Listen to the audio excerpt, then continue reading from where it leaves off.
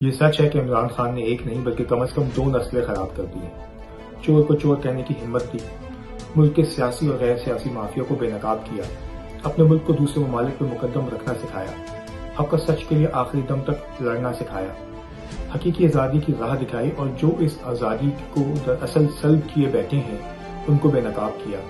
पाकिस्तानियों को खुददारी का, आईन कानून की पासदारी का सबक दिया, इस्लामोफोबिया को दुनिया भर में उजागर किया और उसके लिए एक बैनुल अक़वामी दिन मुख्तस करवाया।